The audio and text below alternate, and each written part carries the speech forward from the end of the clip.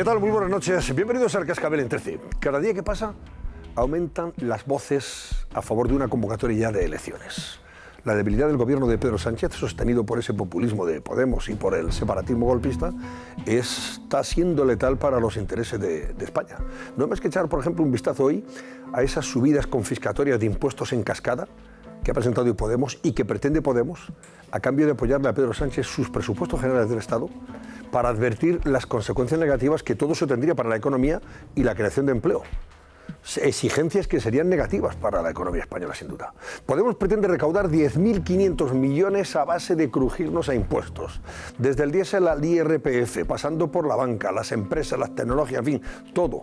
Menos mal que, de momento, esa enmienda con la que Pedro Sánchez y Pablo Iglesias pretendían burlar la mayoría absoluta del Partido Popular en el Senado y con toda seguridad tumbaría esas cuentas irresponsables en tiempos de desaceleración, ha sido anulada por la mesa del Congreso. Y ahora que recurren al Tribunal Constitucional, que diga el Tribunal Constitucional la última palabra. Pero de momento esa enmienda está tumbada. Ha sido un revés en toda regla el que ha sufrido el gobierno de Sánchez de la mesa del Congreso, que contrasta, sin embargo, con los parabienes, esos gestos de agradecimiento que está recibiendo del separatismo, después de que hasta la vicepresidenta Carmen Calvo se haya esforzado en esa aparente estrategia de presionar a los jueces, manifestándose a favor de que los políticos indepes presos sean puestos en libertad, por lo menos hasta la celebración de la vista oral, claro.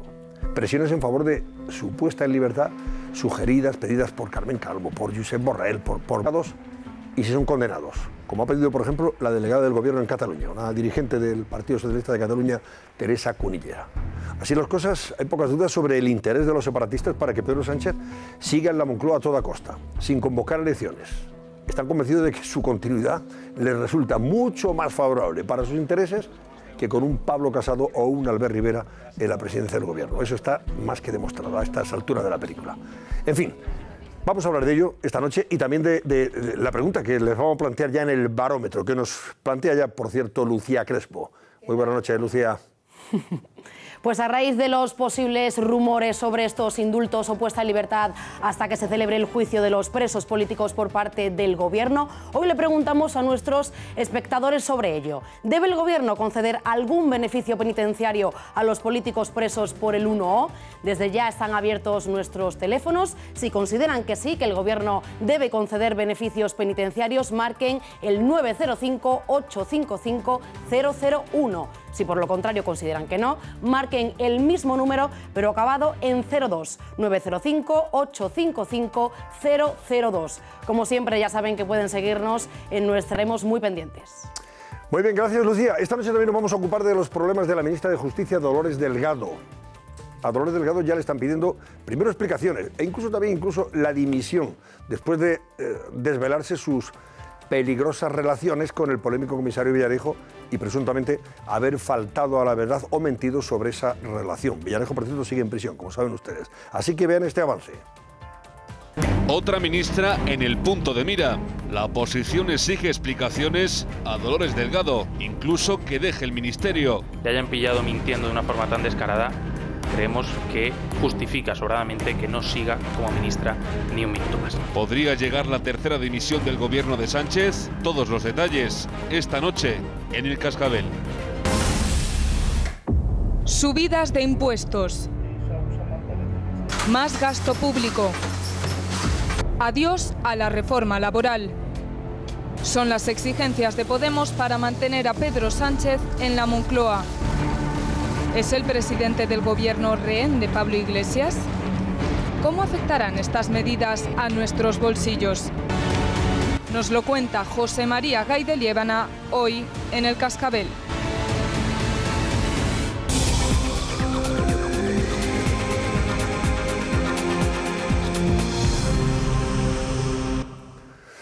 Bueno, esta noche me acompañan Bieito Rubido. Buenas noches, Bieito. Buenas noches. Director de ABC. Está Carmen Torres. Buenas noches, Antonio. Del Independiente. Buenas noches. Bienvenida. Está Edu Nuriarte. Buenas noches. Ignacio Camacho. Buenas noches, Ignacio. Buenas noches. Bien, enseguida os voy a preguntar por estas supuestas presiones que algunos jueces ya empiezan a denunciar del Gobierno con el fin de que sean puestos en libertad los presos golpistas antes de celebrarse ya el juicio. Después ya Dios dirá, ¿no? E incluso algunas ya no sugerencia, sino petición de indulto, como ha hecho hoy, o ayer concretamente, la delegada del Gobierno en Cataluña, Teresa Cunillera. Pero antes vamos a ponernos al día con Susana Ollero a propósito de este asunto. Venga, vamos adelante, Susana. Pues sí, Antonio, el Gobierno parece que no descarta conceder el indulto a los presos independentistas catalanes para ponerles en libertad. La liebre la ha levantado este fin de semana la delegada del Gobierno en Cataluña, Teresa Cunillera. Aseguró en una entrevista en Catalunya Radio que si se pide el indulto, ella estaría de acuerdo. La escuchamos. Bé, si es demana l'indult, jo soc partidària, clar. Es corto, pero ella es clara. Lo curioso es que el indulto es una figura en desuso. Vamos a ver los datos. En el año 2000, el rey, a propuesta del Gobierno, concedió 1.744 indultos, frente a los 26, como ven, que se concedieron el año pasado, en el año 2017. Pues bien, la vicepresidenta del Gobierno, Carmen Calvo, también ha echado leña al fuego, y lo ha hecho en una entrevista que concedió ayer a La Vanguardia, en la que asegura que si el juicio tarda, no será lógico alargar la prisión preventiva de esos presos catalanes. Bueno, ¿nuevo guiño al indulto? Pues no sabemos, pero el presidente del Gobierno, Pedro Sánchez, ha tenido que responder esta mañana a esa pregunta de los periodistas en pleno viaje a Canadá. ¿Ha aclarado algo el presidente? Pues no, pero su ministro de Exteriores sí, se ha mojado algo más y apuesta porque el juicio a los políticos independentistas se celebre lo antes posible. Vean. Que en la política española, y sobre todo cuando estamos hablando de la política catalana, falta empatía. Yo creo que lo que es importante y lo que quiere proponer y propone este Gobierno es que dejemos a un lado la vía judicial y empecemos a hablar de política. Las reacciones políticas pues no se han hecho esperar. Inés Arrimadas, la líder de Ciudadanos en Cataluña, ha criticado duramente al Gobierno. Y por su parte, el Partido Popular toma acción y anuncia una proposición de ley para prohibir el indulto en los casos de sedición y de rebelión. Así lo ha dicho el secretario general del partido, Teodoro García Gea.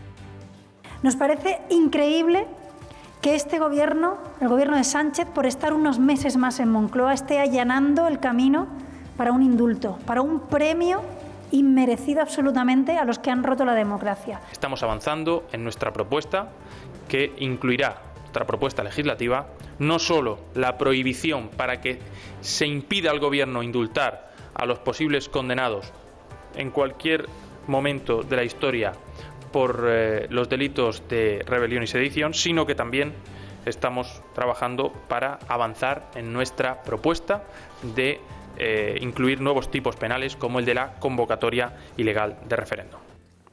Bueno, la respuesta del separatismo a todo esto ha sido de agradecimiento, de agradecer al Gobierno esta nueva línea, de esa complacencia que está, desde luego, exhibiendo el Gobierno respecto a la situación de los presos ahora mismo independentistas encarcelados y de la posibilidad de que una vez sean juzgados, incluso pidan el indulto y sean indultados. ¿Estaríamos en esa línea ahora mismo? ¿El Gobierno estaría dispuesto a llegar hasta esa, esa salida con tal de continuar Pedro Sánchez apoyado por los separatistas? Pedro Sánchez está demostrando que no tiene ni sentido del Estado, ni sentido de la historia, ni sentido del interés general o del bien común, desde mi punto de vista. Es decir, él solamente está instalado en mantenerse el mayor tiempo posible en el Gobierno, y para eso está dispuesto a lo que sea, porque de lo contrario no hubiera aceptado nunca el apoyo de los votos independentistas para la moción de censura. Hubiera incluso aceptado, pero convocado elecciones inmediatamente. Pero sin embargo, él lo que quiere, y además se ve, es básicamente ocupar el espacio de poder. Y la verdad es que a veces incluso tiene algunos tics que son preocupantes, como esto de saltarse, el filibusterismo que él planteaba ahora mismo de no hacerle caso a la mesa del Congreso, o incluso prácticamente arrasar con la idea del Senado, que es arrasar con la Constitución, porque la Constitución dice claramente que las Cortes españolas están compuestas del Congreso de los Diputados y del Senado y que son inviolables. Y este señor se quería cargar el Senado, que además, dicho sea de paso, es la Cámara donde los ciudadanos marcan personalmente los nombres de los que allí están. Pero vuelvo al caso de los políticos catalanes. Yo creo una cosa que sí es cierta. A mí me parece que en España se abusa mucho de la prisión preventiva. Dos, yo creo que en España la justicia es excesivamente lenta. Y yo creo que efectivamente a quien ha tratado de quebrar la unidad del Estado español no se le puede indultar, por mucho interés coyuntural que pueda tener ahora mismo el Gobierno de Sánchez. Ahora tendrá que retratarse el Gobierno de Sánchez, el PSOE, cuando se presenta esa proposición no de ley del Partido Popular para pedir que no sean jamás indultados aquellas personas condenadas por delitos de rebelión y sedición, que es lo que ha registrado. ¿Te imaginas que el gobierno de Leopoldo Calvo Sotelo estuviese planteando a algunos de sus ministros indultar a quienes habían participado en el 23F? Que fueron condenados por rebelión, y por sedición, condenados por rebelión y sedición el 23F. El Partido Socialista decía después de la moción de censura y durante que no había negociado nada con los independentistas, pero es obvio, lo era entonces. Y en cada declaración, iniciativa, propuesta, se hace evidente que hubo esa negociación y que ahora hay una negociación para los presupuestos. Y una parte fundamental de esa negociación es ciertamente el tratamiento de los acusados, de los que están en la cárcel y de los huidos del independentismo. Y en respuesta a esas exigencias de determinado tratamiento, ha habido una secuencia en los últimos días en la cual el Gobierno ha manifestado su voluntad de llegar al indulto. Primero, una delegada del Gobierno, Teresa Cunillera, no hace una afirmación como esa si no es de acuerdo con el Gobierno. Te lo he dicho, creo, Iceta también, Sí, hace tiempo, pero una cosa es que lo diga... No le benefició. Pero una cosa es que lo diga el líder del PSC en unas elecciones y otra que lo diga la propia delegada del Gobierno. Primero lo dijo Cunillera el sábado. Luego el domingo no solo no hubo ningún tipo de desmentido por parte del Gobierno, sino que la vicepresidenta dijo que no le gustaba la prisión preventiva, que había que acortarla. Y lo que ha respondido es que hay que tener empatía. Empatía, sí. Empatía. Falta empatía en la vida política. Empatía, claro, pregunta, ¿empatía hacia los golpistas catalanes? Significa impunidad. Es decir, efectivamente, impunidad. Y está claro que si después de una posible condena, si son condenados, que todo indica que sí, porque las pruebas son abrumadoras, cometieron el delito delante de los ojos de 45 millones de españoles, si son condenados y si hay un gobierno socialista, ciertamente, y si no hay una ley que lo impida antes, van a ser indultados, es evidente. Yo estoy seguro que serán condenados, pero no estoy seguro de que sean condenados por rebelión. Sobre eso no estoy tan seguro. Lo que decía antes yo, que esto de la empatía que echa de menos el presidente en Cataluña significa, en esta especie de lenguaje Alicia que maneja el presidente, significa impunidad. Al gobierno en este momento le estorba la aplicación de la ley en el conflicto de Cataluña. Le estorba porque evidentemente está tratando de llegar a acuerdos políticos con el separatismo, y el separatismo, para cualquier acuerdo al que pueda, sobre el que se quiera negociar, pide una salida para los presos y, ojo, para Puigdemont, que es más difícil porque a Puigdemont no se le puede indultar si antes no se le condena, pero bueno, es más difícil. Entonces, claro, todos estos mensajes de presión, que son mensajes de presión, porque si nosotros criticamos aquí o decimos una opinión sobre la justicia, estamos expresando opiniones personales, pero cuando las expresa el gobierno, eso tiene otro carácter y constituye indirectamente una presión sobre el Poder Judicial. Se unen, como decía Vieito, a las trampas del Parlamento para constituir un ataque en toda línea a la separación de poderes. Es decir, una especie de bolivarismo de rostro amable, de bolivarismo de diseño. Eso es lo que está haciendo el gobierno, el famoso gobierno bonito, que se ha olvidado del escaparate cuando han empezado como decía Di Stéfano, a quemarle las papas, y de repente ya el único interés es la permanencia en el poder. Entonces, lo que me estorba, lo suprimo. Me estorba el Senado, papilotazo. Me estorba los jueces, esto del proceso, el juicio, es muy incómodo. Yo lo comprendo, el juicio es muy incómodo. Pero repito, esto se lo he oído yo la semana pasada a un dirigente separatista. Cualquier solución pasa no solo por los presos, sino por Waterloo. Quieren una solución para el prófugo.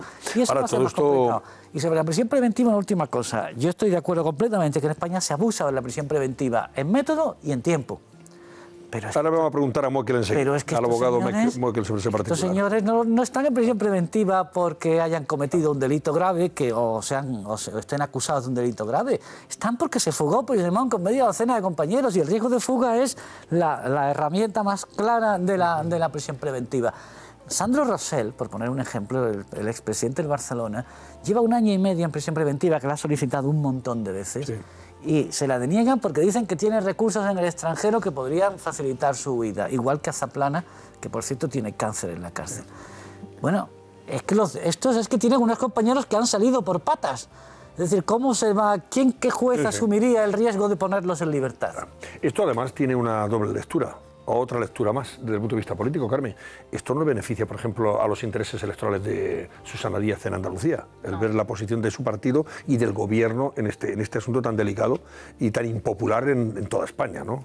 Es ser complacientes con los separatistas golpistas. No solo a Susana Díaz, sino a todos los varones, porque las elecciones autonómicas y las municipales están a la vuelta de la esquina y esta estrategia del gobierno sin duda ha alarmado mucho en las federaciones, ha creado una división importante, una crisis dentro del gobierno, entre los propios ministros, porque los más vinculados al partido sí que ven con alarma ese efecto y son los que abogan por adelantar las elecciones. De todas formas, yo quería insistir en que las declaraciones de Cunillera y de Carmen Calvo este fin de semana no son una casualidad, forman parte de una estrategia perfectamente coordinada en Moncloa, porque ya empezó Batet, Borrell, el propio presidente Pedro Sánchez en la entrevista que hizo en La Sexta no lo desmintió, tampoco lo ha desmentido en Canadá. Es una estrategia, están lanzando un mensaje para contentar a los independentistas y que efectivamente le dé el apoyo parlamentario que necesitan en el Congreso. Pero yo creo que hasta esto, en este sentido, no quiero usar esta expresión, pero es como poco de fiar Pedro Sánchez, porque en mayo, cuando era el líder de la oposición, propuso una reforma del Código Penal para endurecer el delito de rebelión, para que no estuviera vinculado a la violencia, a que hubiera violencia y se adecuara a la situación catalana. Bueno, hemos pasado en 5 meses, de ahí a hablar de indulto. Yo no sé, en una campaña electoral sí puede haber otro bandazo de opinión en ese sentido, ¿eh? Déjame que salude a Joaquín Moekel, al letrado Moekel, que quiero que nos diga, don Joaquín, buenas noches. Muy buenas noches, Antonio y resto de contertulios. Pues con el tiempo que lo tenemos ahí ya presionándonos, y mucho, ¿está más que justificada ahora mismo la prisión preventiva de los que están encarcelados pendientes de juicio en estas circunstancias, a pesar de lo que diga el gobierno y sus miembros que están pidiendo que salgan a la calle? Sin hacer de esto demagogia, porque sería muy sencillo decir aquello de no, la prisión preventiva está muy bien aplicada. No, la prisión preventiva, como todo nombre indica y su adjetivo lo dice, es preventiva. Por tanto, debe ser desechada de cualquier Estado de Derecho, porque lo que haría falta es que fuera una medida muy especial, preventiva, no definitiva en el tiempo, pero, claro, hay que mandar a los espectadores un mensaje que es, primero, la prisión preventiva se dicta cuando se va teóricamente, o se tiene miedo, que la persona evada la acción de la justicia. Y en el caso del conflicto catalán, no es que parezca que se pueda evadir, es que ha habido unos cuantos señores que, como ha dicho, creo que ha sido Ignacio Camacho, lo ha expresado de modo muy gráfico, se han ido por patas, pero directamente, ¿no? Unos valentones, yo con Junquera y compañía, que por lo menos se han quedado, ¿no? Pero estos se han ido corriendo. Por tanto, teóricamente, el juez instructor que mantiene la prisión preventiva de estos individuos tiene base jurídica para hacerlo. Distinto es que desde un punto de vista debamos de desechar una prisión preventiva tan alargada en el tiempo. Pero otro mensaje: si son finalmente condenados, cosa que hasta que no haya un juicio con todas las pruebas de garantía no se sabrá, hay que mandar un mensaje. Todo el tiempo que han estado privados de libertad les cuenta para la condena, por lo tanto no estamos regalando nada. Eso sí, si fueran absueltos, pues teóricamente sería un gran problema, porque teóricamente han estado privados de libertad unas personas que al final no han sido condenadas. Por lo tanto, sí está justificada la prisión preventiva, pero yo desde aquí abogaría a que efectivamente no es deseable. Bueno, eso en circunstancias normales. En este caso, Joaquín, es evidente que si los huidos no estuvieran en esa circunstancia, y menos en ese santuario en que han convertido Bélgica, para ellos, aquí todos los chorizos y toda la gente que está, en fin, manchada desde el punto de vista legal, se larga a Bélgica porque parece que han encontrado allí el cobijo de la justicia belga frente a la jurisdicción española. Si no se hubiera dado esa circunstancia, estos señores a lo mejor estarían en la calle, que es muy distinto, ¿eh?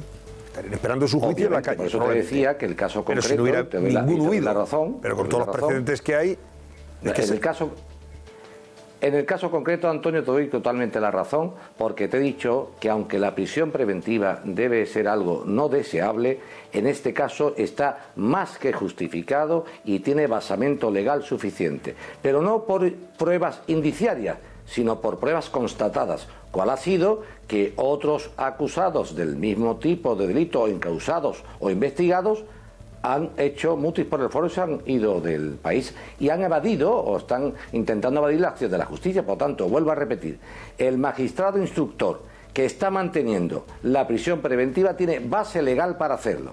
Yo te digo que como jurista, no en este caso concreto, sino en general, no me gustaría que se abusara de la prisión preventiva, porque si fuera yo el que la estuviera sufriendo, no tendría ninguna ganas de sufrir. Pero claro, eso habría que ganas que me juzgaran rápidamente. Lógico, habría que aplicárselo a, como decía antes también Ignacio Camacho, pues al propio Zaplana o incluso a Sandro Rosell, en esas circunstancias. Y sin embargo están cubriendo también prisión provisional, preventiva.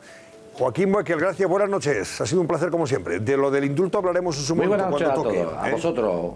Gracias, hasta luego. Vamos a hacer una pausa. Enseguida volvemos y a lo mejor podemos recuperar algo más sobre este asunto. Ahora sigan los consejos de Susana Ollero, que tenemos ahí, en fin, la posibilidad de irnos a la carretera desprovistos de un avisador que nos evite que nos meta la mano en el bolsillo. Avisador de radares, eficaz como este que nos presenta Susana Ollero. Venga.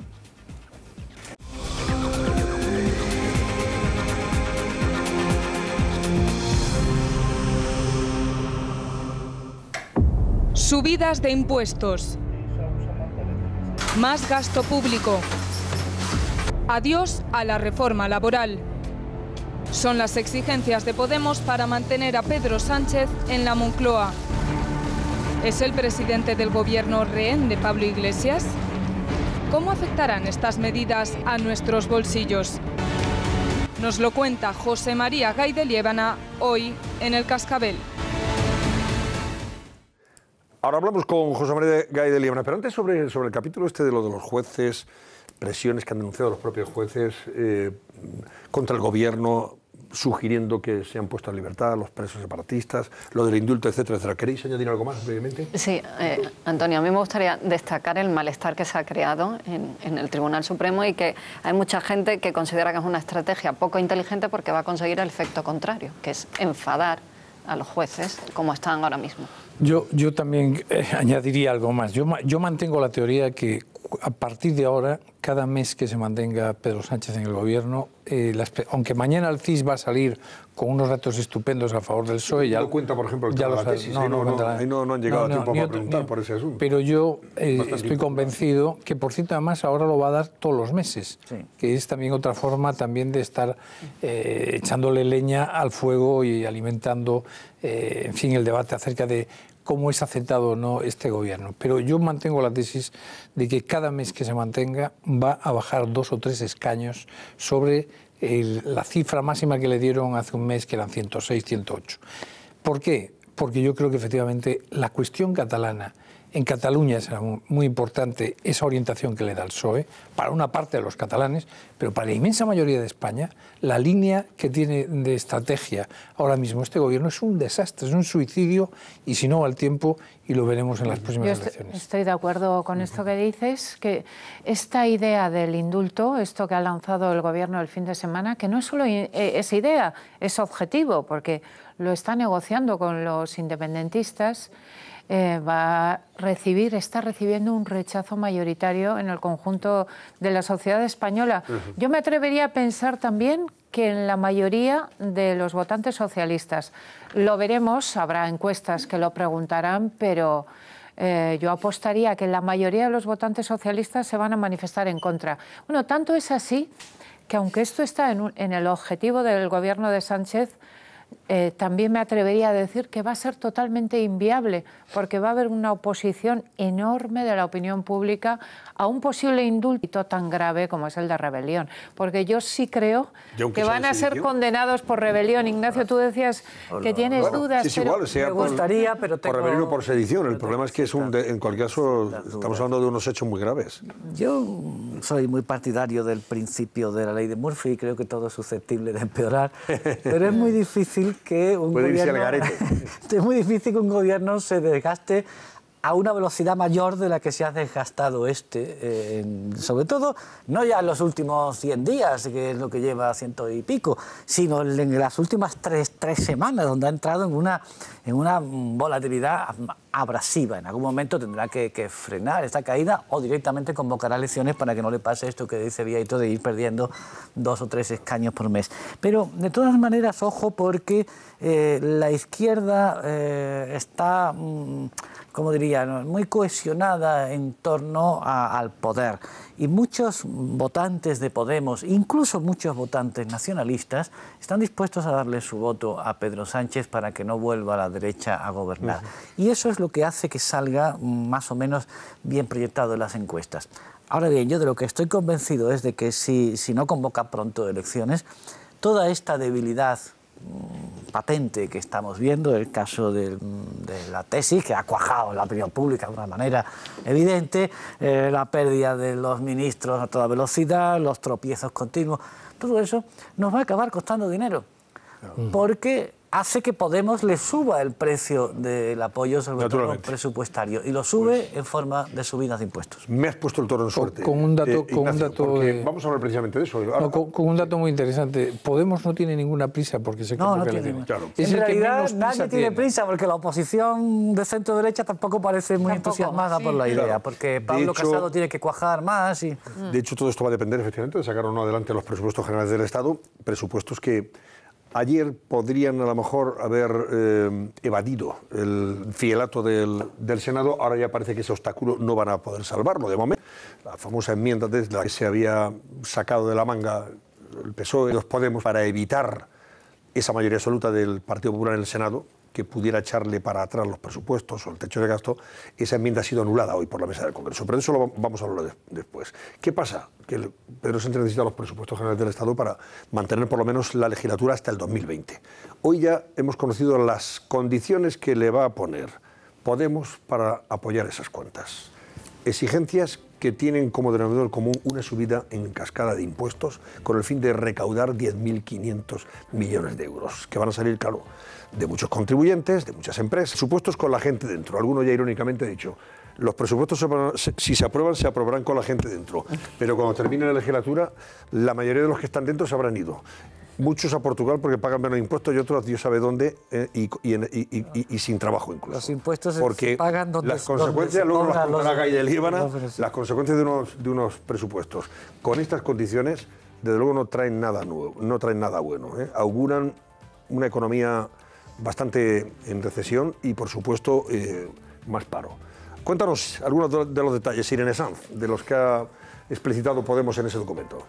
Sí, vamos con el otro peaje que tiene que pagar Pedro Sánchez para seguir en el gobierno, estas exigencias económicas de Podemos. Unos requisitos recopilados en un documento que han presentado justo esta tarde. Los presupuestos con la gente dentro, democracia es Estado social. Son temas clave para el Grupo Confederal de Unidos Podemos. Están sobre la mesa en la negociación de los presupuestos generales del Estado.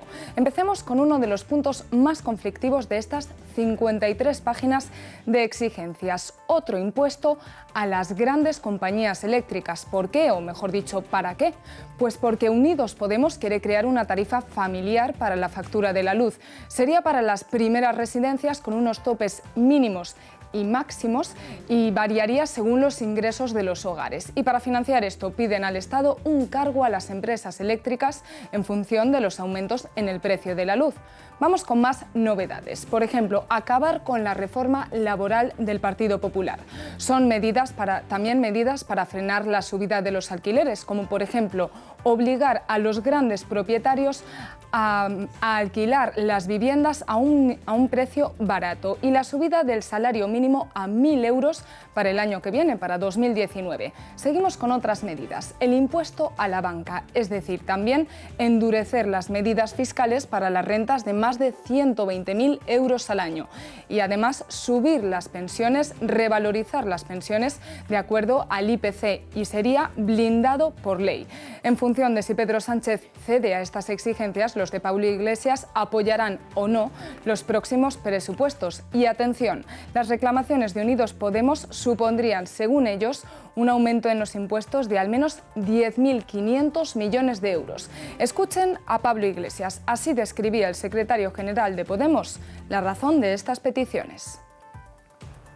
Ese espíritu de la moción de censura se tiene que traducir en hechos, y en política los hechos se definen por los presupuestos generales del Estado. No estamos pidiendo la luna, estamos pidiendo que la justicia fiscal en España se acerque a la media de la Unión Europea, que los bancos que tuvieron su responsabilidad en la crisis y su responsabilidad en los desahucios se solidaricen también. Presupuestos con la gente dentro que terminará llenando los aeropuertos y las estaciones de tren camino de Dios sabe dónde. Bueno, lo decimos irónicamente, pero es verdad que todo esto suena a los economistas y sobre todo a los empresarios les suena, pero que muy, muy mal. No me extraña que estén pidiendo elecciones ya. José María Gay de Líbana, nuestro economista de cabecera. Buenas noches, amigo. Hombre, abrazos virtuales, Antonio, y aquí estamos con un, yo diría que un maduro sabor venezolano, ¿eh? Amigo que mío. De alguna manera recuerda un poco el espíritu del actor ruso Gérard Depardieu. Lo que exige en esa serie de propuestas con el fin de apoyar esos presupuestos a Pedro Sánchez. Si esto se llevara a la práctica, si esto se aprobara tal y como lo está pidiendo Podemos, ¿qué consecuencias tendría para la economía? Porque aquí, vamos a ver, la subida de impuestos confiscatoria en cascada va desde del IRPF hasta la última empresa, pasando por la eléctrica, la banca, todo el mundo. Aquí no se libra nadie, todo aquí es que paga, porque al final los que creen que no, bueno, también lo pagan con el 10. Yo ahí, Antonio... Claro. Sí. Todo el mundo. Yo creo que aquí hay varios puntos. El primero de ellos es si todo esto va a tener encaje en la ley de presupuestos. Yo no creo que tenga tanto encaje en la ley de presupuestos, porque la ley de presupuestos puede modificar tarifas del impuesto, etcétera, pero no cambiar lo que serían las reglas de tributación. Primer punto. Segundo punto, en cuanto a lo que sería el impuesto sobre la renta de las personas físicas, lo que va a provocar es una fuga de talento, una fuga de profesionales, una fuga de empresarios. Y tú lo has dicho muy bien en cuanto al tema de sociedades y sobre todo pensando en la banca, por ejemplo. Claro, la banca en España está ganando muy poquito o pierde. Por tanto, ¿qué quiere decir? Que la banca ya tiene preparado lo que sería un cambio de domiciliación, la gran banca española. Y en este caso Portugal, y tú hablabas de Portugal, yo recuerdo que coincidí con uno de los grandes pensadores de la reforma fiscal en Portugal, el profesor Pereira, y precisamente lo que han hecho allí es darle todo tipo de ventajas a los grupos fiscales, con lo cual quiere decir que habría muchos grupos que se desplazarían allí. Habría una fuga de empresas y luego también lo que sería el tema de las tecnológicas que van a abandonar España. Es decir, que esto ya está cantado porque además me lo han comentado a mí algunos los representantes de estas empresas. Por lo tanto, quiere decir que en definitiva es un paso atrás. Pero luego viene la otra preocupación, que son las agencias de rating. Las agencias de rating, como algo de esto se lleve a cabo, quiere decir que el rating de España, la solvencia de España va a bajar. Y España el año que viene ya no tiene a Mario Draghi con el Banco Central Europeo poniendo dinero. ¿Y eso qué quiere decir? Que habrá que buscar dinero. Con lo cual, la confianza en España se pierde y realmente yo creo que va a ser muy malo para la economía española. Al final parece demostrado, y los economistas lo habéis dicho muchas veces, que cuanto más aprietas la clavija con subidas de impuestos, se recauda menos que si al final baja la presión fiscal. Y eso parece que se ha demostrado en una situación de economía normalizada, ¿no? Claro, porque, hombre, en definitiva es normal. Si aquí, por ejemplo, van a apretar ahora, incluso hay un aspecto, ¿no? La compensación de pérdidas, que yo creo que tendría un efecto retroactivo, limitarla a 4 años. Bueno, ¿esto qué quiere decir? Que las empresas pierden porque tienen un derecho a compensar por lo que perdieron ahora y les limitan lo que sería este derecho. Luego, las grandes empresas lo que van a hacer es que buscarán otra domiciliación, pero claro, la domiciliación en otros lugares, allende de nuestras fronteras, Antonio, tiene un inconveniente, que es que las cúpulas se van hacia allí y los centros operativos de grandes empresas se van hacia allí, y la mayoría de las grandes compañías españolas tienen, digamos, participadas o tienen filiales o tienen otras compañías en las que tienen intereses que están domiciliadas en otros países. Por ejemplo, Irlanda puede ser un gran país acogedor de empresas españolas, y luego Portugal. Pero luego también ahora estamos perdiendo una oportunidad de oro, porque según cómo salga el Brexit, si aquí las cosas las pusiéramos fáciles, sería, pues en definitiva, atractivo venir a España. Pero claro, es que estamos diciendo, oiga, esto es un espantapájaros tributario, por decirlo de alguna manera. Y consecuencias para la inversión. Las inversiones efectivamente no recalarían en España y como, digamos, consecuencia de todo ello, esto se vería en menos empleo, menos creación de empleo, más paro en definitiva. Claro, Claro, hay dos tipos de inversión. Primero, la inversión española que se haría aquí, que no se va a hacer aquí. Y en segundo lugar, la inversión extranjera que pretende venir aquí y que en concreto pues no va a venir aquí. Además, lo digo conociendo bien el percal, porque hay que decir, en estos momentos hay inversión que vendría a España, pero que está totalmente parada. Pero claro, aquí el inversor español, que son empresas grandes, pequeñas, medianas, ante lo que sería esta inseguridad y esta inestabilidad, lo que van a hacer es desplazar sus inversiones a otros lugares más tranquilos y más seguros. Por tanto, lo que hay que ver es que el empleo que aquí se crearía no se va a crear. Y además aquí tenemos algún dato que no es bueno, porque por ejemplo el ritmo de creación de empleo ya está perdiendo un poco de fuelle. Luego tenemos el otro tema, y bueno, tampoco me quiero extender mucho, pero el tema de las pensiones, ¿no? Que las pensiones este mes ya han sido un batacazo impresionante, y cuidado porque la Seguridad Social va a un déficit este año que puede rondar los 20.000 millones de euros. Por tanto, quiero decir que mucho cuidado con lo que hagamos, porque aquí cualquier decisión que influya en lo que sería una relocalización de empresas españolas va a ser un torpedo para la economía española, pero esto es culpa de los que gobiernan y quienes les dan el apoyo. Bueno, tú que estás sondeando el panorama económico a diario, que hablas con empresarios, que hablas con inversionistas, ¿qué te dicen? Porque claro, si lees declaraciones de algunos de ellos ya están pidiendo a voz en grito un adelanto de las elecciones, que se convoquen ya elecciones, que haya un gobierno que no dependa de esta gente. Sí. Están, Antonio, muy preocupados, y lo digo por empresarios de aquí, de toda España, con los que tengo la oportunidad de hablar, están muy preocupados, directivos de grandes compañías y de entidades financieras están muy preocupados, y también hay otra preocupación que es lo que me llegan de contactos, de gente de relaciones con inversores extranjeros, pero inversores, por ejemplo, sin más lejos, norteamericanos, ¿no? Que han puesto a España dentro de lo que sería la diana de sus inversiones, pero dicen, oye, a ver cómo está la situación, qué es lo que pasa, y bueno, y están un poco atemorizados, con lo cual, aunque ahora el presidente esté ahí en Estados Unidos, yo creo que tendría que aprovechar un poco para preguntarle precisamente a Donald Trump, porque Donald Trump es muy bruto, pero mira cómo va la economía norteamericana, y preguntarle, oiga, ¿y usted qué está haciendo? ¿No? Y lo digo para aprender un poco de lo que sería esta brutalidad, entre comillas, de Donald Trump, pero bueno, que la economía norteamericana va realmente como un cohete, ¿no? Por tanto, oiga, ¿qué hacen ustedes para aprender un poco? Pero claro, si no, vamos a ir mal. Claro, pero para eso tendría que dejar el lastre o quitarse de medio el lastre de Podemos en ese sentido, y entonces, claro, no tendría apoyo para seguir gobernando, está claro. Bueno, José María Gadeliban, ha sido un placer como siempre. Esto sería gracias. Muy bien su español, por cierto. Bueno, abrazos virtuales, ánimo ahí. Muy bien su español. Hombre, el español un gran partidazo. Hoy, el día 27, Antonio, el día 27 se celebra en Barcelona el acto del corredor mediterráneo. A ver, espero ahí que estéis, porque aquí va a estar todo el empresariado del Mediterráneo y español con este corredor mediterráneo que necesitamos ahí. A ver si ahí contamos con tu presencia. Nos haremos eco, por supuesto, en el programa. No tengas la menor duda. Gracias, José María. Hasta luego, un abrazo. Adiós, adiós. Abrazos virtuales, Antonio. Bueno, pues esta es la situación, claro. Esto que ha presentado hoy Podemos, me imagino que algunas de estas cosas están medio pactadas, ¿eh? Claro que sí.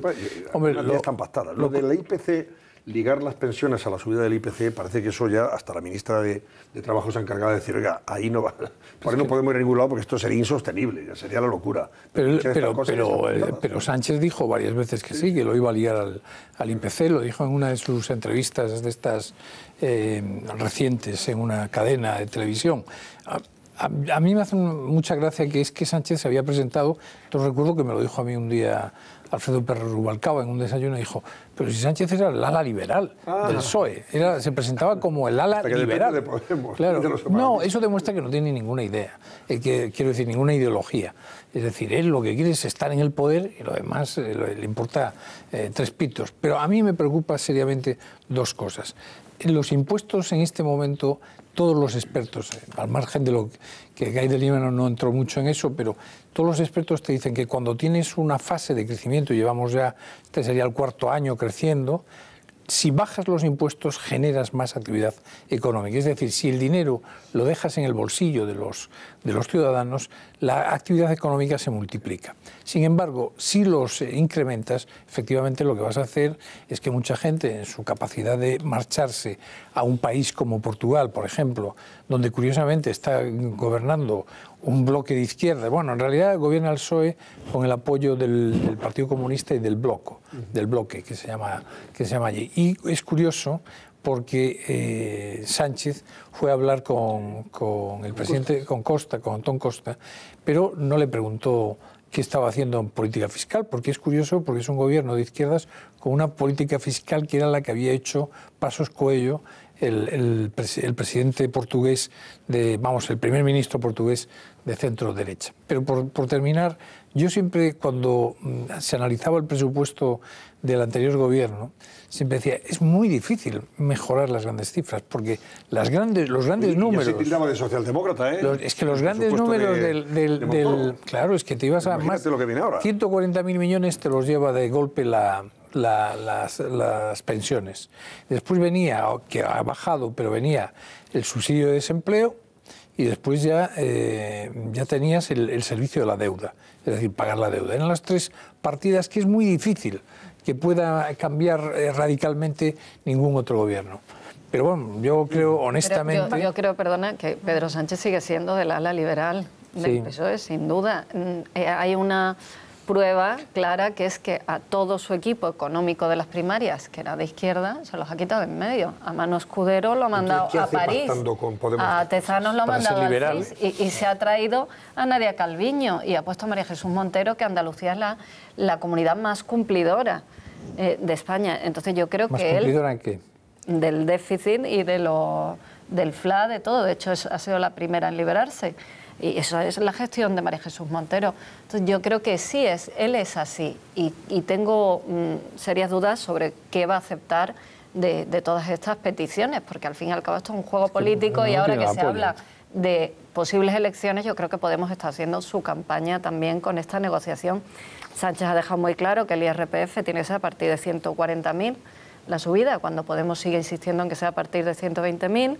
Ha puesto ya reparos al impuesto a la banca, que tanto defendió en su etapa esa roja de las primarias. O sea que yo sí creo que él, su formación y su personalidad económica es liberal, y vamos a ver hasta dónde está. Bueno, su formación... De momento lo está disimulando, de los apoyos que recibe. Sí. No tiene a Mano Escudero en el gobierno, no tiene a ese equipo. Veo más que en la ideología de Pedro Sánchez dos limitaciones a lo que quisiera hacer. Bruselas, por un lado, ciertamente, y los controles, y el hecho de que es que no tiene dinero. Veremos de dónde puede sacar ese dinero. Pues de ti, de mí, del otro, claro. Sí, pero hasta... el diésel, por ejemplo. Sí, iba a añadir, ¿hasta dónde puede subir esos impuestos? Ahora, con eso no sé si va a tener para algo más que para pipas, porque al final hay que pagar muchas cosas. De momento está gobernando con el presupuesto del PP, y yo no descarto que lo haga todo el tiempo, y que nos tengan aquí entre...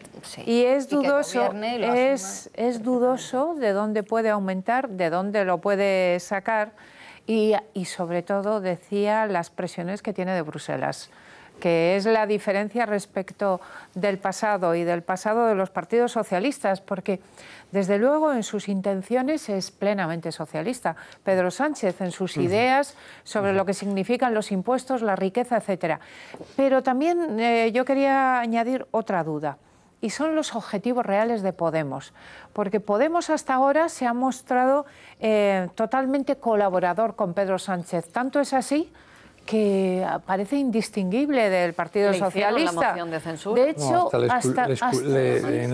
en la tesis lo defendieron. Al final le llamaron un bodrio, pero lo defendieron. Es un buen ejemplo que, de hecho, me sorprendió la semana pasada, siendo Pablo Iglesias profesor de universidad. Me sorprendió enormemente el apoyo que daba Pablo Iglesias a Pedro Sánchez y a su tesis. Es un estupendo ejemplo del enorme apoyo que le está prestando. Y en ese ambiente de apoyo, Ahora me llama la atención que de repente es Pablo Iglesias y Podemos se vaya a poner exigente de verdad con el gobierno. Quizá por lo que están mostrando las encuestas, que lo que están mostrando es lo que tú decías antes, Ignacio, de que una parte del voto de Podemos se está yendo al Partido Socialista. Con lo cual no interesa que convoque elecciones. Es posible que por ahí pueda venir su...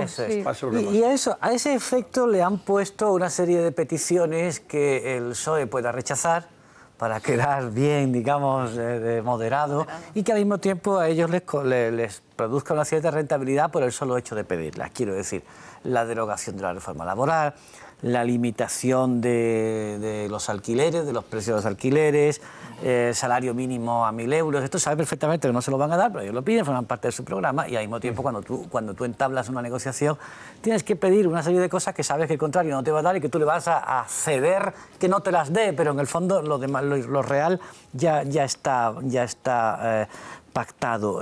Hasta tal punto de que precisamente porque Podemos ahora mismo no quiere elecciones, Podemos quiere llegar a las municipales primero para consolidar allí poder territorial, las alcaldías que pueda sujetar y las coaliciones de gobierno autonómicas en las que pueda entrar, están dispuestos incluso a pactar los presupuestos con el déficit del PP.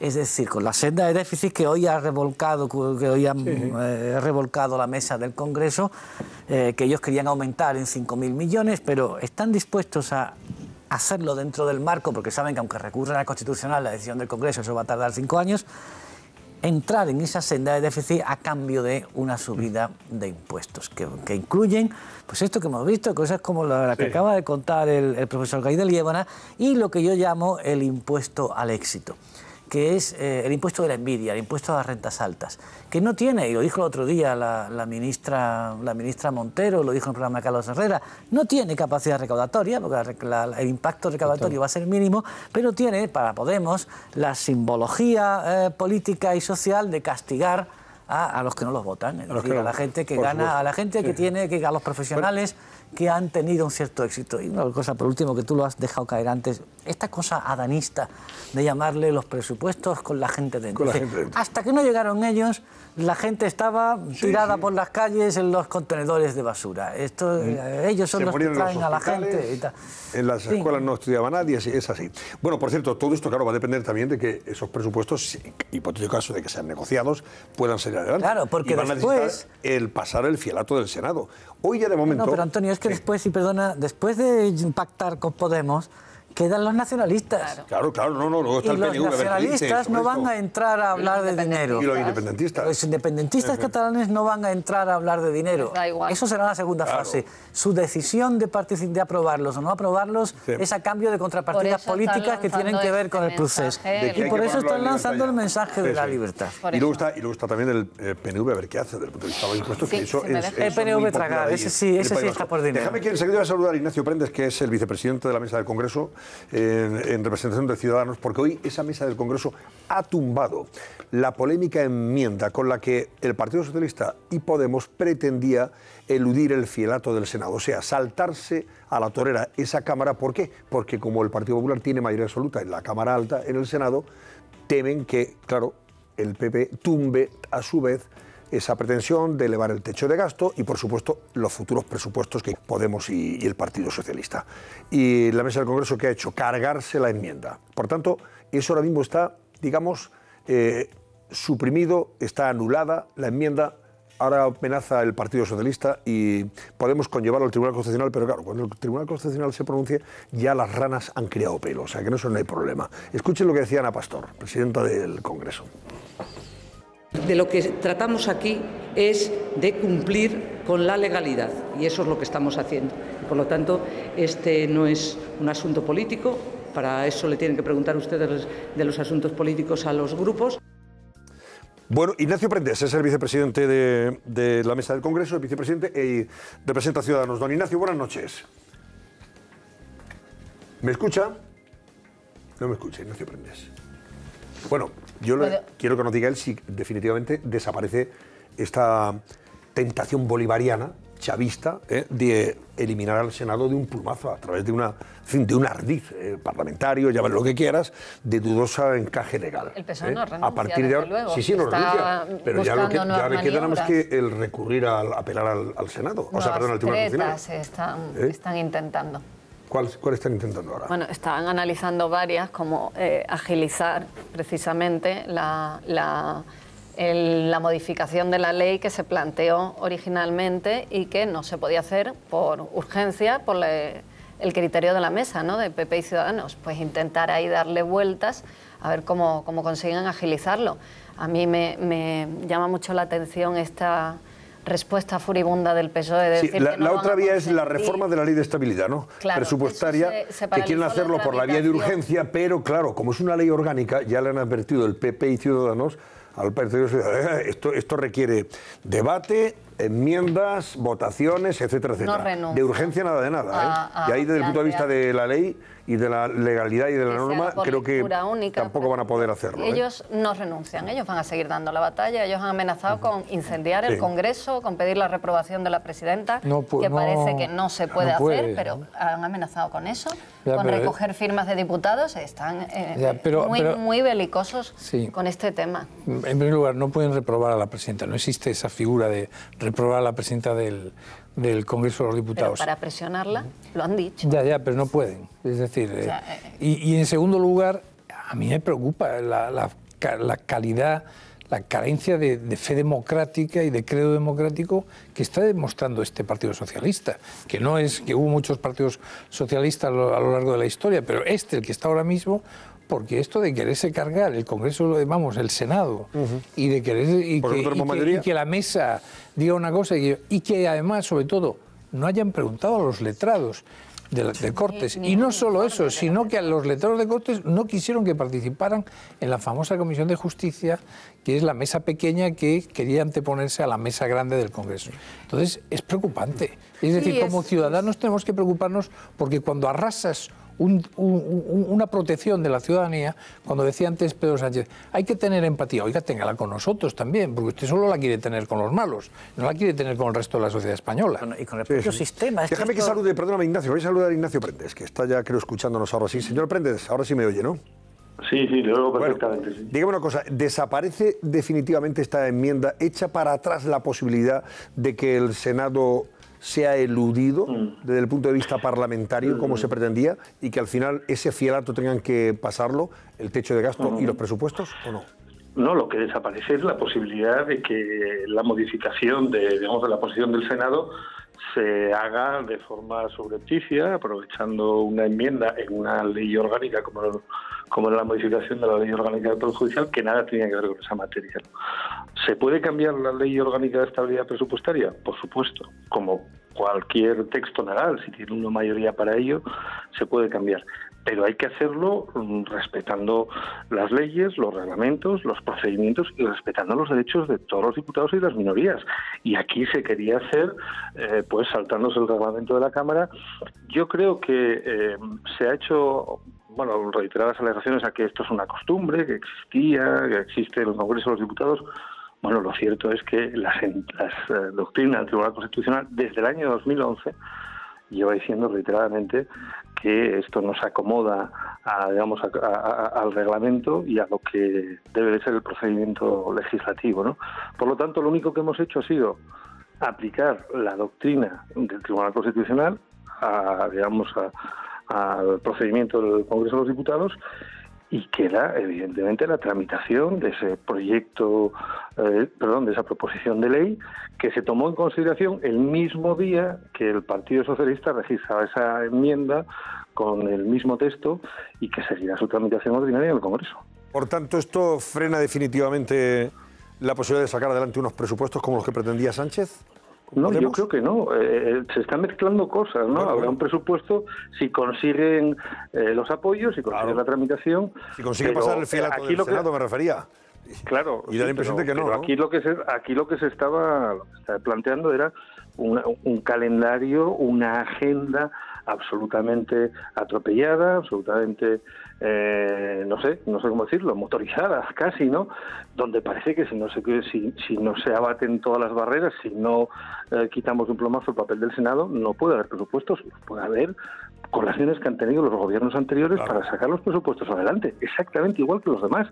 Pero hacer es, como decía, cargarnos cualquier obstáculo que pueda haber en la tramitación de esos presupuestos para que esos pactos que no sabemos cuáles son y esa agenda oculta que tiene el señor Sánchez con los populistas y con los independentistas se abra paso, ¿no? Debatiremos, discutiremos y veremos si tienen presupuestos, ¿no? Sin debatirse en el Senado, sin debatirse en el Congreso y por la vía de urgencia. Bueno, pues de momento este ha sido un revés gordo el que ha sufrido el Gobierno y su aliado Podemos, en ese sentido. Señor Prende, gracias y buenas noches. Muy bien, gracias a ustedes. Muy bien. A ver, sí, muy curiosa.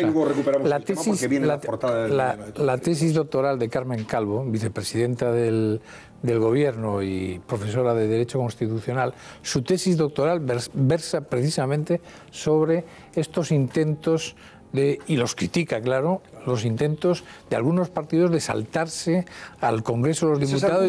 Exactamente. Así, esa es podéis entrar en así, ese es el argumento principal, la idea central de la tesis doctoral de Carmen Calvo, que ya la olvidó.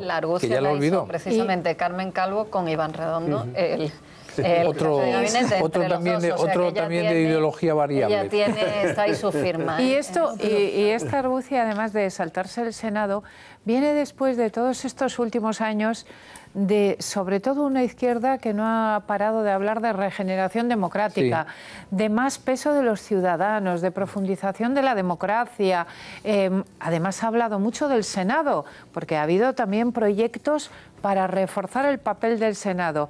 Y en mitad de todo ese debate que viene de tiempo atrás, llega el Partido Socialista y propone saltarse el Senado.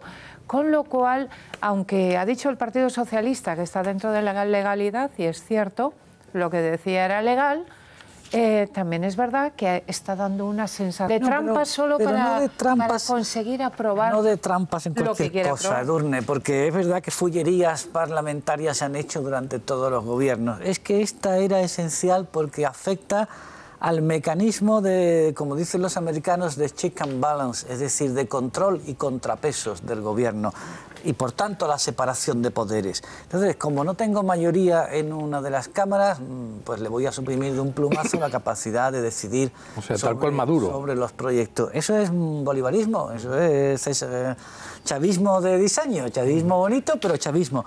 Pero es que además han utilizado, en este caso, han tratado de utilizar una cosa un ardid muy torticero y muy, como diría, y me atrevería a decir que muy sucio, que es violentar el consenso nacional e internacional sobre la violencia de género.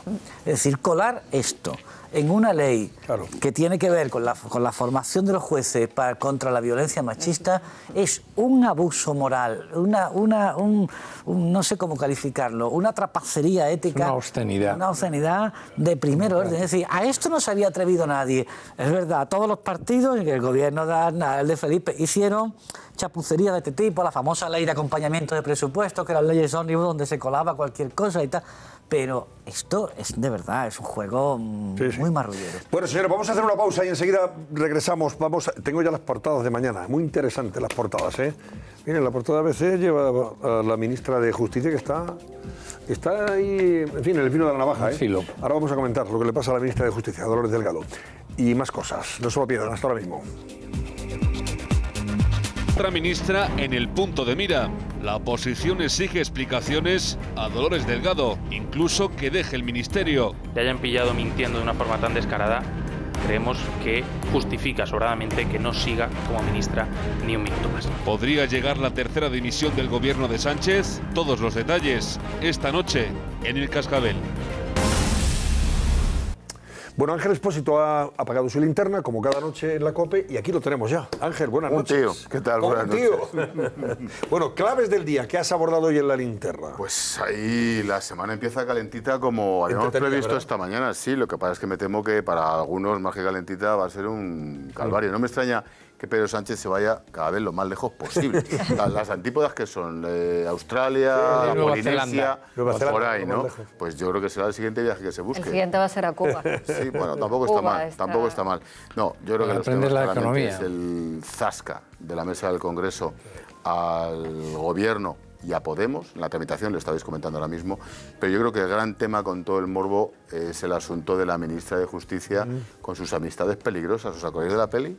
Sí, señor. Pues algo parecido. El problema no es tanto la reunión, porque claro, hace casi 10 años comer con este señor y con otros policías de la cúpula puede ser hasta normal por parte de un juez instructor y de una fiscal. El problema es el procedimiento de esta última semana.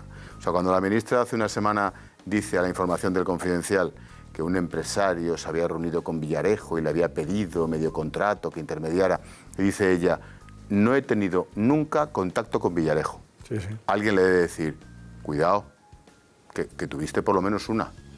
A las horas sale y dice, no he tenido nunca contacto profesional, si acaso en algún evento. Exactamente. Carambas, hoy nos hemos desayunado con que el evento era una comida de 5 personas. De amigotes. Muy privada. Policías, entonces en ejercicio en la cúpula, entre ellos Villarejo, Garzón, Baltasar, al que llaman Balta, en la comida, y ella. ¿Qué ocurre? Que en el comunicado en el que ella explica la comida casi queda peor, porque dice, no, yo no estaba invitada a la comida, pero me pidió Baltasar que fuera con él. Uy. Pues casi mejor que estuvieras invitada, porque has quedado como encima. Ya no sé. recuerda 3. Y recuerda otros 3. ¿Por qué? Porque van a salir. ¿Cuál es el problema de la comida en sí? El problema de la comida en sí es el personaje que graba el almuerzo y que seguramente filtra todo esto, que es Villarejo, que es el mismo de Corina, que es el mismo del vídeo famoso de las cremas, que es, o sea, todo lo que huela raro, por no decir a podrido en este país, tiene un denominador común, que es el ex comisario Villarejo. Que en esos encuentros esté nada más y nada menos que la ministra de Justicia, que es un ministerio de los que se denomina de Estado, con todo lo que ello supone y con la que está cayendo, pues efectivamente es un asunto muy, muy chungo cuando menos, ¿no? Ahora tiene que dar explicaciones, claro, va a dar explicaciones. No sé si el PP incluso ha pedido la dimisión. Sí, han pedido la reprobación. O la reprobación. Y eso va a ser en el Senado y va a salir, pero no deja de ser una declaración, tampoco tiene más. ¿No? Eso es puramente testimonial. No, en Ahora sentido... vamos a comentar detenidamente este episodio, porque además es el objeto de portada, por ejemplo, de ABC, y también objeto de portada del Mundo, y también no, iba a decir, sí, también, también de La Razón. O sea, que estamos hablando de un asunto que de nuevo ha golpeado de lleno al gobierno de Pedro Sánchez, y sería la tercera ministro que está ahí en el ojo del huracán y en el filo de la navaja. Veremos cómo acaba. Han ido ya y estábamos... Tengo otro tema que seguramente no estará en las portadas, que sí estará en ABC por dentro, por lo menos en el digital lo llevaba muy destacado. Y yo creo que a nuestra audiencia es un tema que le interesa y le pone la piel especialmente de gallina. Y es que el juez Andreu de la Audiencia Nacional va a pedir de nuevo a Bélgica que vaya para adelante con Natividad Jáuregui, que nuestra audiencia recordará es la etarra. En este caso se le reclamará por el asesinato de un policía en el año 81, Francisco Francés Garzón. Lo mató junto a la Basílica de Begoña, en tu pueblo. Un tiro en la nuca. Sí, y bueno, pues años después... por haber asesinado también a un guardia civil. Pero Bélgica siempre ha dicho que no. De esto esta mujer, iba a decir esta señora, esta mujer vive como una reina en Bélgica para la ignominia y el escupitajo en la dignidad de todas las víctimas del terrorismo. Bueno, se reabre un nuevo caso, el de este policía, y el juez Andreu va a decir a Bélgica que para acá. Veremos qué hace Bélgica, pero visto los precedentes, preparémonos. ¿Y esta mujer cuánto tiempo lleva en Bélgica refugiada? Todos, desde que la iban a pillar. Claro, por eso digo que ahí, bueno, además creo que ha hecho carrera desde el punto de vista. Tiene un restaurante. Sí, no solo ha hecho carrera, sino que casi ha sentado jurisprudencia, porque de hecho Puigdemont decide irse a Bélgica con el abogado que le lleva a ella, precisamente sabiendo que Bélgica actúa como actuó con ella. Luego, todo el precedente que supuso Natividad Jáuregui es lo que ha llevado a Puigdemont y al resto de sus consejeros a escapar a Waterloo. Ángel, muchísimas gracias. A vosotros. Y hasta mañana. Venga. Descanses. Mañana Buenas a las 7 de la tarde abre o enciende la linterna en la cadena COPE Ángel Expósito, todos los días. ¿Tenemos tiempo para reconocer o comentar algunos? ¿No? vamos a decir, ya la situación de algunos de los ministros que han tenido problemas y en el caso de Dolores Delgado también. Pero volvemos enseguida con este asunto y lo comentamos detenidamente a propósito de la portada de ABC. Venga, hasta ahora mismo.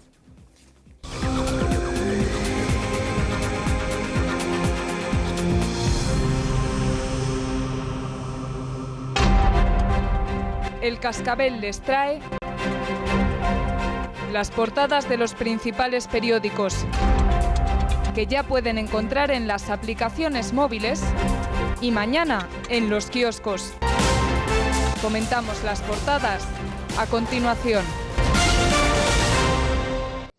Pues enseguida vamos a comentar las portadas. Y como el asunto estelar, por ejemplo, de la portada de ABC está relacionada con el caso de la ministra Dolores Delgado, la ministra de Justicia, ahí la ven ustedes, grabada por Villarejo, cazada por sus mentiras. La ministra de Justicia reconoce ahora su relación con el excomisario que está detenido, que había negado hasta en 3 ocasiones. Previamente dijo que no tenía ninguna relación con él y ahora se ha descubierto que sí, a través de esas portadas. Ahora os pregunto sobre el particular, pero quiero que antes Susana Ollero nos diga algunos detalles de esas grabaciones y sobre todo que estamos hablando de la tercera ministro de Sánchez, en este caso ministra, lógicamente, en el punto de mira, o sea, en el filo de la navaja. Cuéntanos, Susana.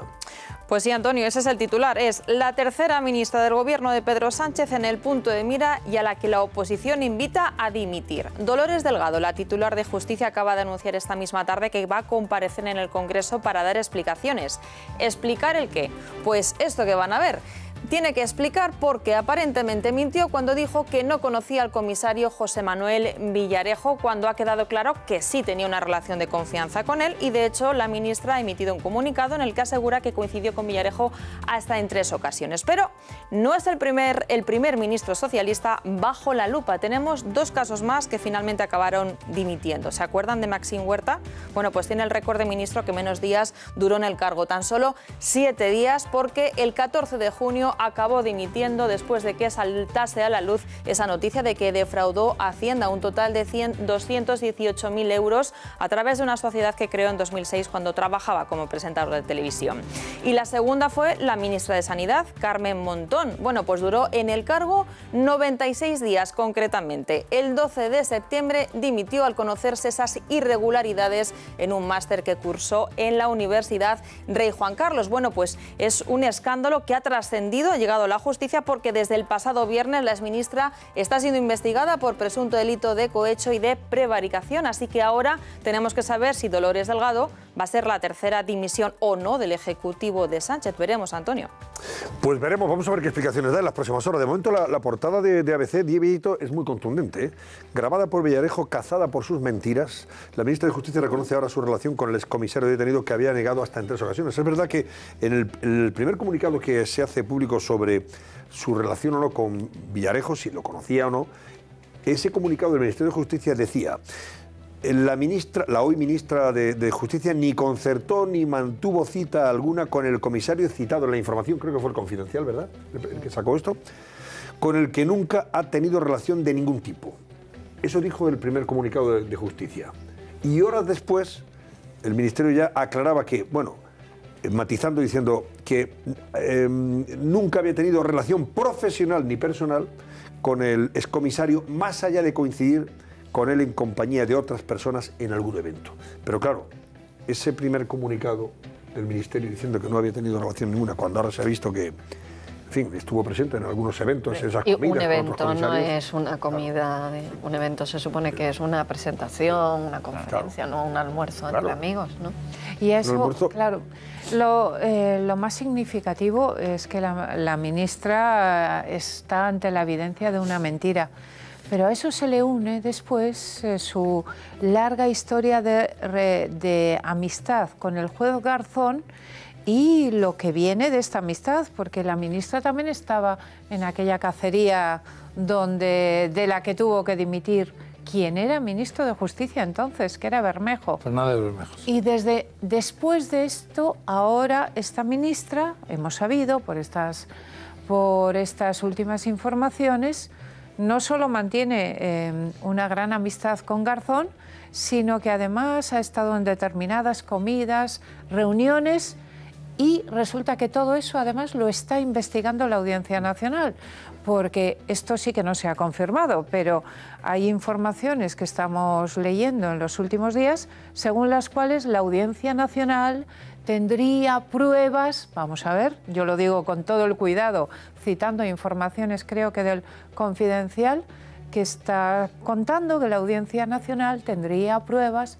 de que el juez Garzón habría cobrado determinado dinero por haber intermediado en algunos asuntos. Sí, en un asunto de extradición, sí, ¿no? De una persona que estaba detenida y reclamada por la justicia de Guatemala. Y esas fuentes dicen que también habría habido una intervención de algún tipo de la actual ministra. Todo esto de momento son informaciones en los medios de comunicación, pero claro, están señalando a la ministra que se encuentra además con que ha entrado en una grave contradicción en sus afirmaciones sobre el conocimiento de este comisario. Hay dos periódicos que llevan también a portada este asunto y por eso os pregunto si esto complica la existencia ministerial de Dolores Delgado, o sea, si complica su futuro como ministra del gobierno de Sánchez. Dice El Mundo, la ministra de Justicia en la picota tras su aparición en las grabaciones de Villarejo. Dolores Delgado se ve obligada a admitir que tuvo relación con el excomisario y otro policía investigado tras revelarse unas conversaciones. Y La Razón va más allá, incluso. Dice La Razón que el Partido Socialista estalla y que hay gente dentro del partido que dice que cese Pedro Sánchez a la ministra y vaya a elecciones, que no se aguanta esto más. La titular de Justicia admite ahora 3 encuentros con Villarejo que había negado. ¿Esto podría complicar el futuro a la Yo creo que sí, yo creo que está en una situación en la cuerda floja. Porque a lo mejor pueden salir más grabaciones, ¿no? Y que recuerda esto mucho el caso de Carmen Montón. Carmen Montón, Pedro Sánchez le dio su apoyo a las 5 de la tarde y a las 8 la dejó caer y dimitió. O sea que hasta ahora Moncloa está defendiendo a la ministra, pero allí mismo te dicen, oye, vamos a ver mañana cuál es el escenario. El truco de las filtraciones en cadena, aquí ya el más tonto hace un reloj de pulsera. Claro. Quiero decir que ya sabemos cómo funciona esto, que a día de hoy...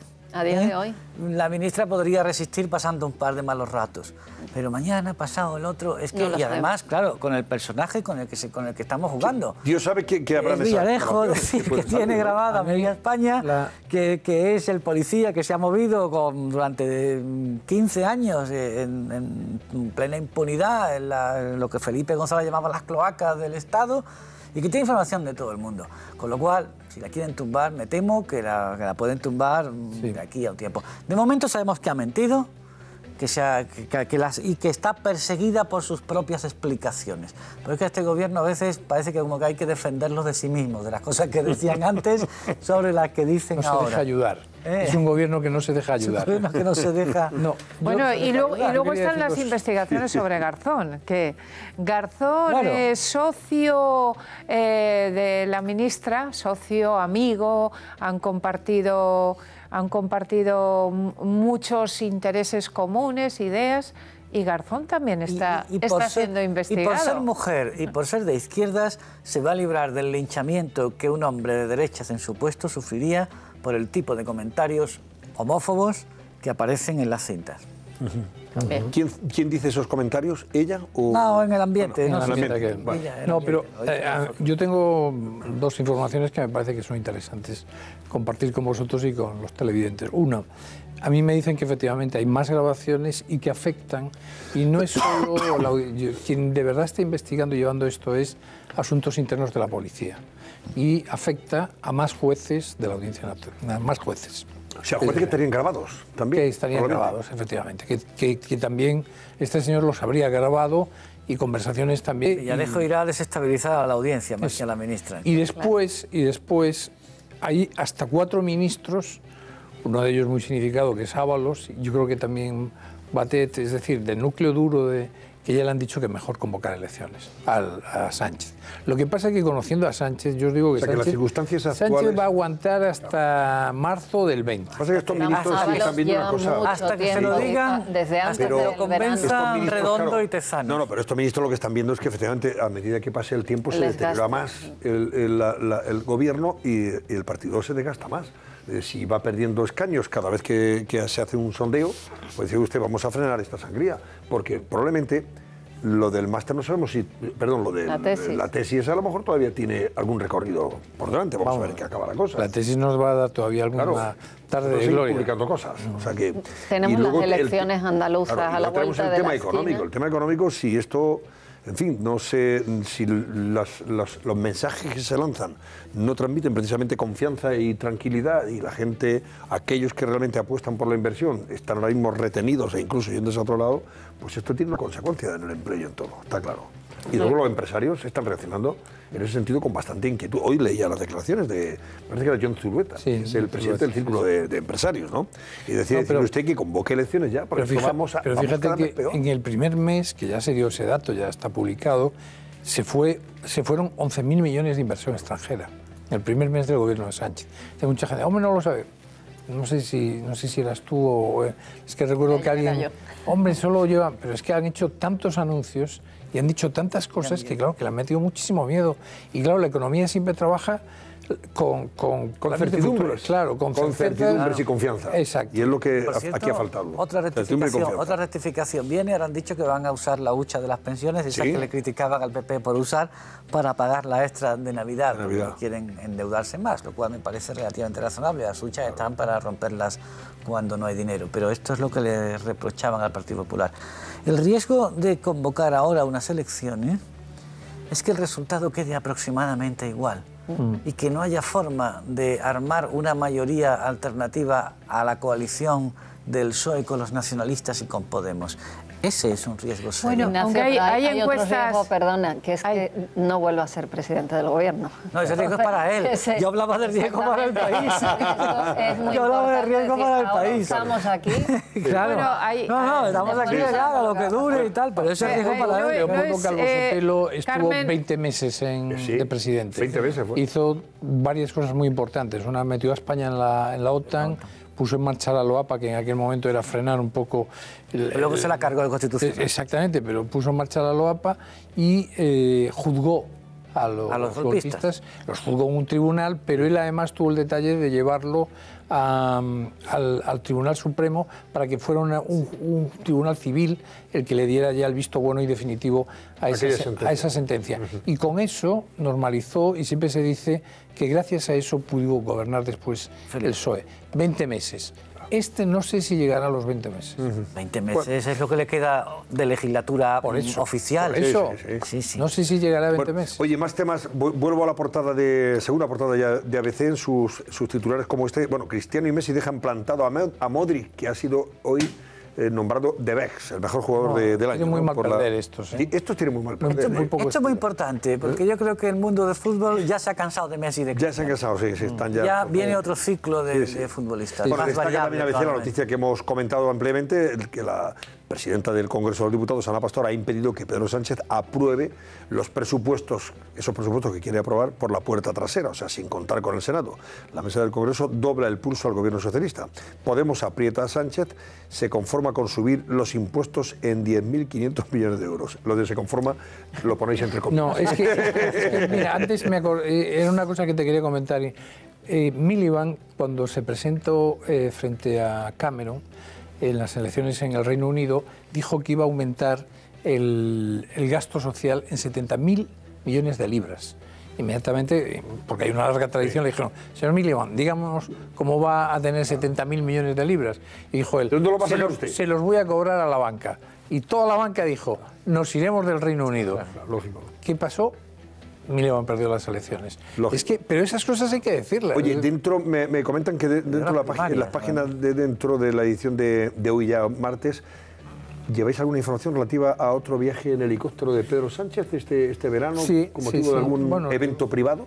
Yo supongo que compartimos esa información con más diarios, pero efectivamente el presidente tiene una gran pasión por utilizar recursos públicos para situaciones privadas, porque además declarar secreto de Estado la utilización del avión para ir a un concierto en Castellón me parece el colmo, y reírse de los ciudadanos. El otro dato es, efectivamente, tenemos fotos incluso de cómo va una boda de un familiar, político, un político, quiero decir, por parte de su... El hermano de la mujer. El hermano de la mujer. Utiliza un helicóptero de las Fuerzas Armadas, en La Rioja. En La Rioja. Tampoco está tan lejos de Madrid. Ya, pero eso sí, pero es una carretera incómoda. Se tarda de 3 orillas y esto lo hicieron en 40 minutos. ¿No? Claro, 40 minutos. 50 efectivos de seguridad. 50 efectivos de seguridad, el aeropuerto, etcétera. Y 5.000 euros la hora de vuelo. Sí, sí. Bueno, ya lo contamos ya. Bueno, más titulares de portada. El Mundo en este caso lleva a portada también el tema del Congreso. Ana Pastor, se le ve ahí en esa fotografía, el Congreso frena el fraude de Pedro Sánchez para el presupuesto y le obliga a cumplir la legalidad si quiere quitar atribuciones al Senado. El Gobierno se resigna y Podemos exige una subida fiscal de 10.500 millones. También se hace con el Mundo de que el Centro de Investigaciones Sociológicas que dirige el señor Tezanos va a difundir encuestas con intención de voto todos los meses. Bueno, de hecho mañana sale una. Mañana. ¿Sabemos algo de la encuesta de mañana, Carmen? No, pero a que podemos adivinar que va a tener un buen resultado para el Partido Socialista. Intuyo que sí. A mí no me cabe ninguna duda. De hecho, mira, en El Independiente hemos publicado una encuesta que le da la victoria a Pedro Sánchez, pero que habla de una recuperación, empieza a ganar terreno el centro derecha, también empiezan a subir los nuevos partidos, Ciudadanos, después de haberse quedado en tierra de nadie. Y en Moncloa me dicen que esos datos son bajos, según los que ellos tienen son mejores, más positivos. Bueno, los de ellos son mejores, claro, sobre todo los del CIS, ¿no? Acordaros, el CIS de julio fue nada más llegar Pedro Sánchez al gobierno, el CIS dio una encuesta en la cual el PSOE se disparaba, no recuerdo, lo que no daba ninguna otra encuesta de ningún medio de comunicación. Que le ha metido una cocina más favorable. Es verdad que Pedro Sánchez está todavía el primero en todas las encuestas, prácticamente en todas. Yo no he leído ninguna en que haya perdido. No sé si, muy valorado. Hombre, le apoyan todos los nacionalistas, le apoyan los separatistas, le apoya Podemos y le apoya el Partido Socialista. Porque tiene el voto útil de la izquierda. Mientras que la derecha todavía no ha decidido cuál es su voto útil. Eso de la popularidad es muy relativo, porque a Rajoy salía el último en todas las encuestas y ganaba las elecciones. Claro, pero con todo lo que iba a decir, la cocina del CIS es mucho más favorable. O sea, Rajoy salía en todas las encuestas desde el punto de vista de la popularidad. A un miembro de su ejecutiva al frente. Pero mal, suspendido permanentemente. Y luego llegaba y ganaba las elecciones. Nosotros en ABC, la encuesta de GAT3 que publicamos este domingo, no la anterior, ya había solamente una diferencia de 3 estaba empatado prácticamente 3 décimas. Estaba por encima. Me hizo mucha gracia porque una compañera dijo, esta holgada diferencia. Y dije, hombre, una holgada diferencia de 3 décimas no es para... Mañana tendremos seguramente nosotros aquí en el programa al Narciso Michavila para que nos valore esa encuesta del CIS. Narciso además tiene bastante identificada la cocina que hace el CIS de la favor. Para que advierta la desviación que se produce desde el punto de vista de la cocinilla. Fijaos la entrevista a Madeleine Albright. Madeleine Albright fue secretaria de Estado de Estados Unidos y dice, lo que estamos viendo, lo dice en El Mundo, lo que estamos viendo ahora en Cataluña ya lo vimos en Yugoslavia. Ojo al dato, ¿eh? Y fíjense cómo acabó lo de Yugoslavia, la guerra de los Balcanes. Pero mira, esto que mucha gente Ojo que esto es un tema muy serio. Pero esto que mucha gente puede decir, qué barbaridad, qué exagerando. Pero es que hace años no creíamos que íbamos a estar donde estamos. Nunca creímos que íbamos a estar en una situación en Cataluña. Nadie se imaginó que los Balcanes iban a no, pero en Cataluña, es decir, nadie creía que iba a haber un grupo de señores que iban a declarar la independencia. Nadie lo creía. Y lo han hecho. Claro. No, es que en Bosnia hubo un referéndum y después una declaración de independencia. Y mirad lo que pasó. Es decir, que aquí el 155 ha sido una jugada absolutamente civilizada. La diferencia es que nosotros tenemos un Estado fuerte y una democracia muy consolidada que tiene 40 años. Bueno, La Razón también dice que el declaración de Pastor, de la presidenta del Congreso, no voy a admitir presiones a propósito de la decisión que toma la mesa del Congreso de tumbar esa enmienda para burlar al Senado. Y el editorial que lleva a su portada La Razón es abocados a nuevas elecciones. El Partido Socialista, algunos dirigentes del Partido Socialista están ya demandando que cese Pedro Sánchez a la ministra y que convoque elecciones. Y hay dos periódicos que no se ocupan para nada del caso de la ministra Delgado, hombre. Y pues son El País y La Vanguardia. El País habla de PP y Ciudadanos que cierran la salida al gobierno para aprobar sus presupuestos. La mesa del Congreso impide que el gasto crezca en 6.000 millones el próximo año, como pretendía Sánchez. Ese es el título que lleva. Y Draghi, que es el presidente del Banco Central Europeo, lanza un mensaje optimista por la mejora de sueldos en Europa. El presidente del BCE aprecia escasez de mano de obra en algunos sectores y países.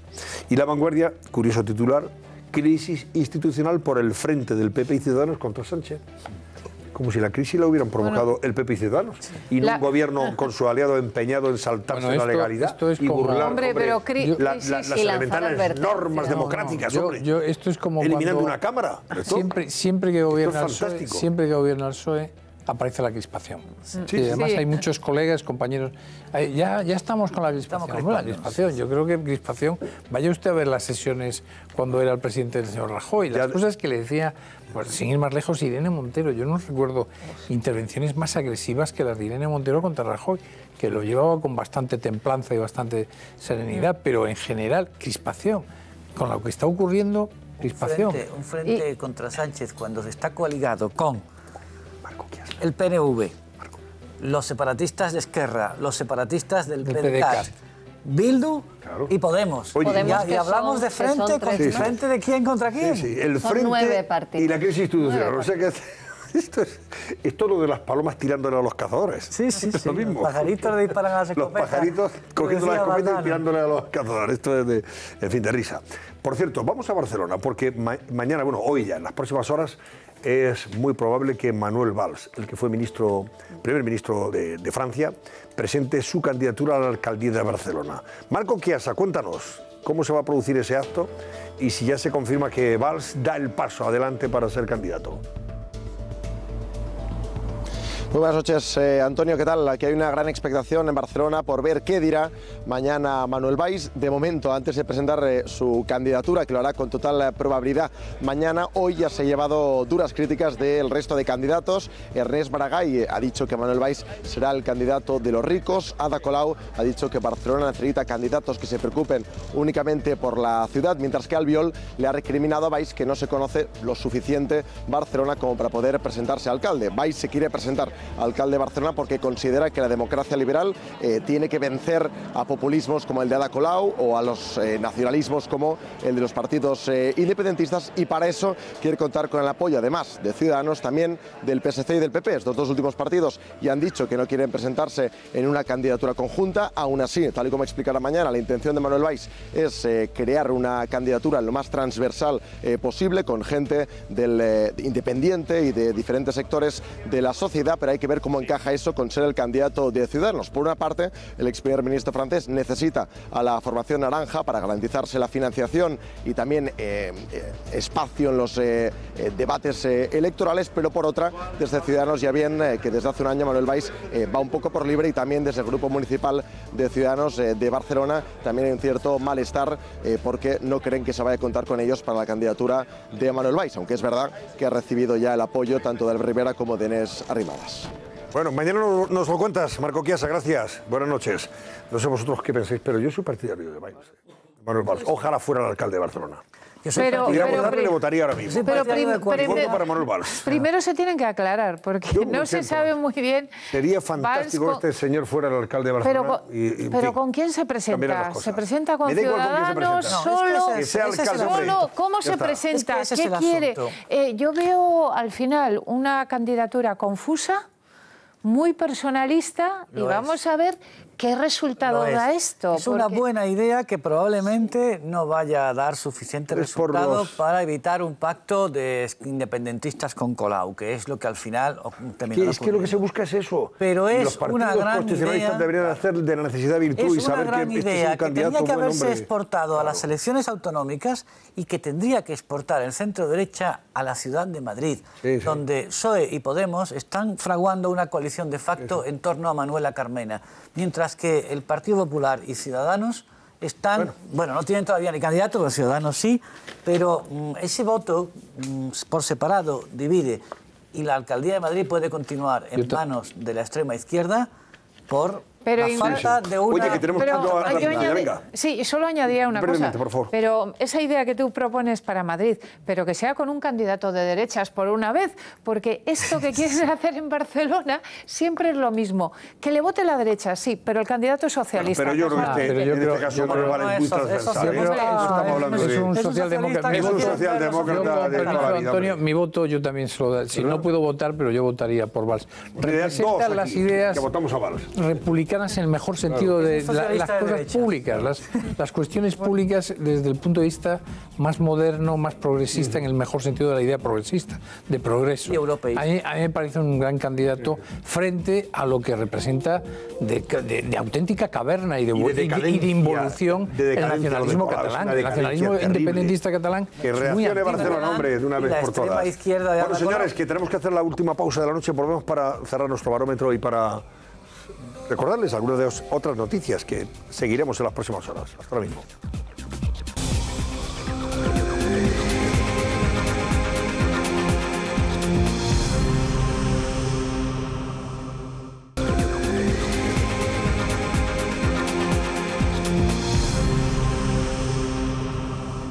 Bueno, estamos a punto de marcharnos, no sin antes pedirle a Susana Ollero que nos diga qué va a ser noticia hoy, martes 25 de septiembre.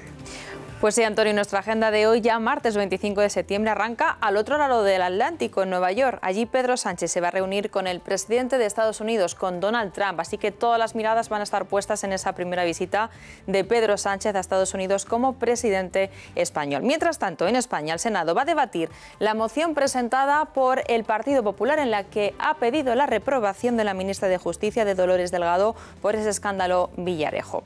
Y por último, el presidente de la Generalitat, Quim Torra, va a presentar su plan para la independencia. Mientras tanto, en Bruselas se va a celebrar una segunda vista de esa demanda que presentó Carles Puigdemont contra el juez Pablo Llarena. Antonio. Pues son temas de interés que sin duda vamos a comentar y contar por la noche aquí en nuestro Cascabel. ¿Cómo ha cerrado, por cierto, Lucía Crespo nuestro barómetro de hoy? ¿Qué han dicho los espectadores del programa? ¿Qué tal, Antonio? De nuevo, una respuesta bastante clara. Recordemos la pregunta: ¿debe el Gobierno conceder algún beneficio penitenciario a los políticos presos por el 1O? Pues bien, la amplia mayoría considera que no. Así lo cree el 81,4% de los espectadores, frente al 18,6% que opina que sí. Gracias, Lucía Crespo. Bueno, pues esto es todo. Muchas gracias, Víctor Rubido y Carmen Torres. Gracias, y gracias también a Edurne Uriarte y a Ignacio Camacho. Gracias. Gracias. Buenas noches. Y a ustedes por la atención que nos han prestado. Les dejo con la película de 13 a esta hora. Y nos reencontramos a eso de las 10:30 aquí en 13.